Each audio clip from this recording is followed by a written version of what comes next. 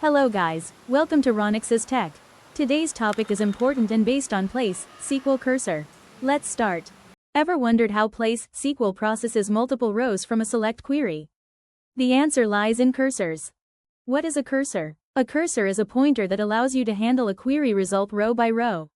When a select statement returns multiple rows, we use cursors to process each row individually. PLSQL has two types of cursors. 1. Implicit cursors. 2. Explicit cursors. Uses of cursor. 1. Used to fetch multiple rows. 2. Works like a row pointer.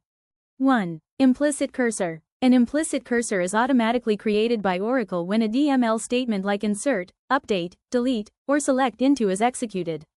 Uses of implicit cursor. 1. No need to declare. 2. Used for single row queries. 3. Cursor attributes. %found, %NOTFOUND, %ROWCOUNT, %ISOPEN.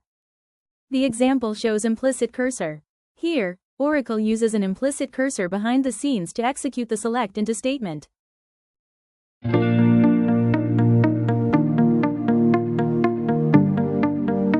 Two. Explicit cursor. An explicit cursor is declared by the developer for queries that return multiple rows. The syntax for creating an explicit cursor is given below. Working with an explicit cursor includes the following steps. 1. Declaring the cursor for initializing the memory.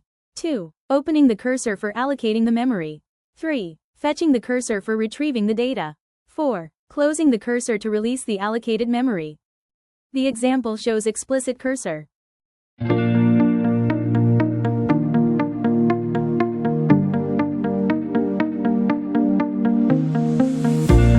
Oracle defines an execution cycle that executes an SQL statement and associates a cursor with it.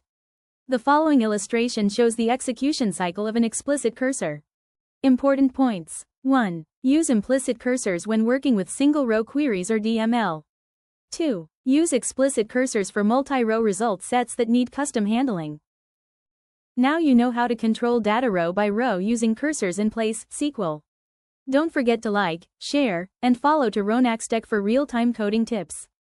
Like, comment, follow.